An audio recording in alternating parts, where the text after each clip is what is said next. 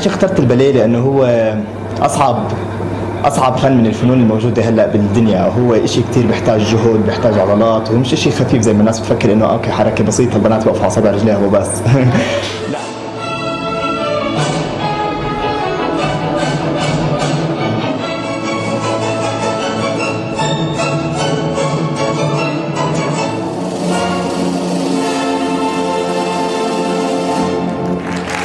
And now, with round-the-clock updates from Reuters journalists, here are today's top stories.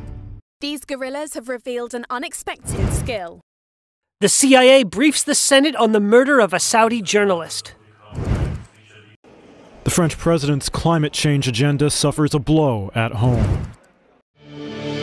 This is Reuters Now. A gorilla patiently uses a twig to guide a peanut through this puzzle game. It's designed to entertain and enrich the lives of great apes in captivity, who, just like us, are prone to boredom. Likewise, they've come up with a distinctly human trait to beat the system. So we've seen a lot of cheating behaviour going on, where they've been putting their lips up against the device and sucking the nut out, which was not how we intended the device to be used. They have some fascinating problem-solving abilities that have probably not been witnessed before. The game has proved a hit with the zoo's troupe of endangered western lowland gorillas since being introduced to them earlier this year. Scientists from the Gorilla Games Lab designed it to be modular, with countless combinations to keep the primates coming back for more. Inbuilt sensing technology records how, when and where the gorillas use it. Future models could have health monitoring too. Things like eyesight, hearing, other cognitive function, all of these could be measurable further on down the line. Eventually, they'd like to offer the technology as an open-source cognitive enrichment tool for all zoos with great apes.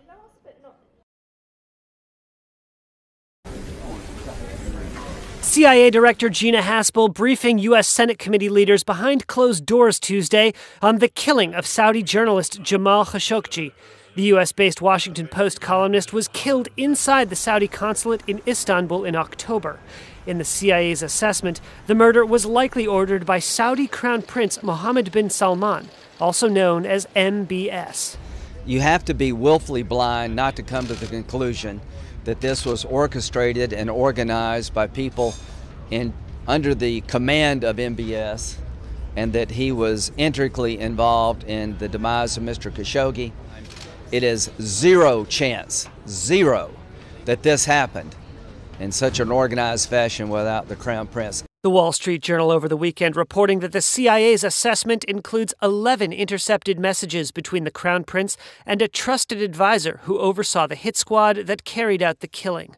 The White House imposed sanctions on 17 Saudis for their alleged role in the murder. But despite the CIA's assessment that MBS was behind the killing, President Donald Trump has repeatedly rejected that conclusion, calling it premature. And whenever he's asked about what appears to be the cold-blooded murder of a journalist, Trump and his cabinet members stress the importance of U.S.-Saudi ties. You know, we also have a great ally in Saudi Arabia. They give us a lot of jobs, they give us a lot of business, a lot of economic development.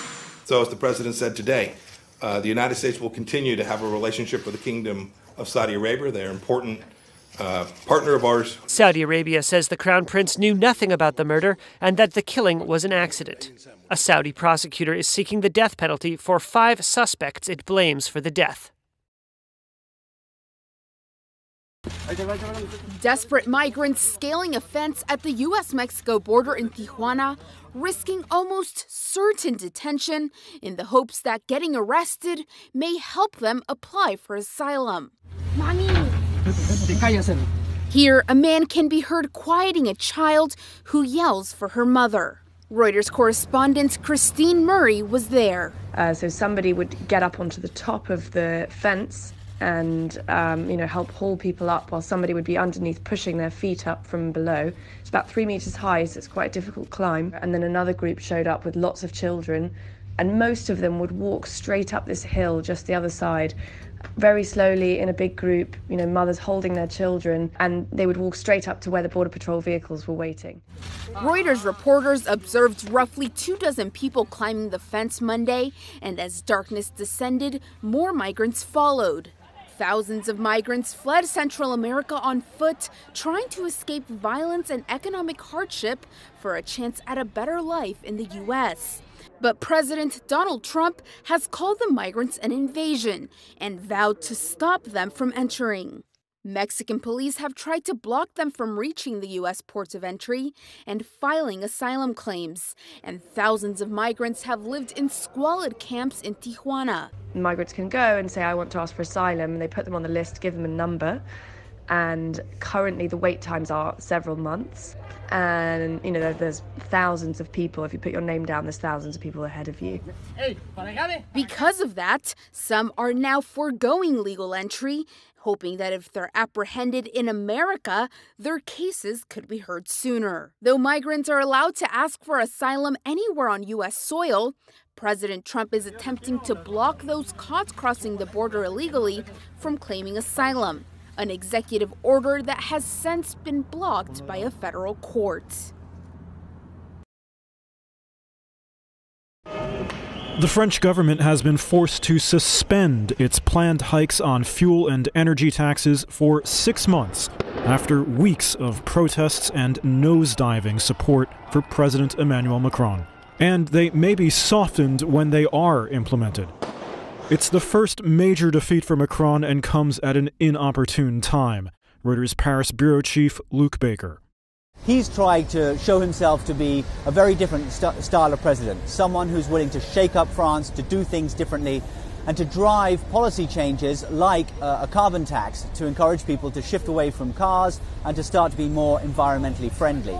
If he backs down on this, which it looks like he's going to do, it will show that the president, for the first time, has shown weakness, is willing to change policy in the face of mass popular unrest.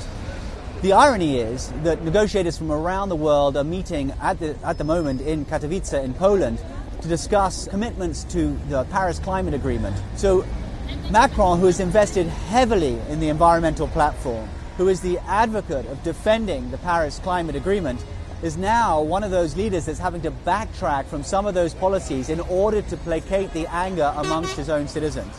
The protest started as just opposition to the fuel taxes, but quickly evolved into more broad anguish over Macron's policies, which opponents say favor the wealthy at the expense of the common man. His approval rating sits in the low 20s. The demonstrators that turned violent have caused the worst damage in a decade, mostly targeting wealthy neighborhoods, cafes, boutiques, even the Arc de Triomphe.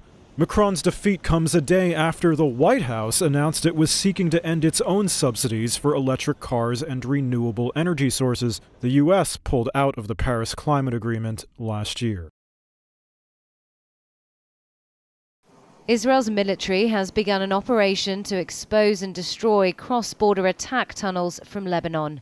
They say they've detected tunnels dug by the Iran-backed Lebanese group Hezbollah. The danger of tunnels was laid bare in 2014.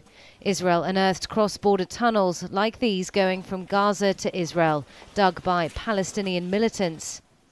The military saying the current operation would be inside Israel and not cross into Lebanon.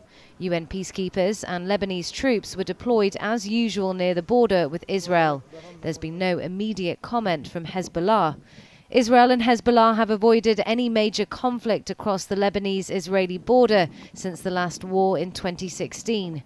An Israeli military source says this operation might take weeks. Face the camera, man. Look right there for me. Just glance at a few screens and you're all set for your flight.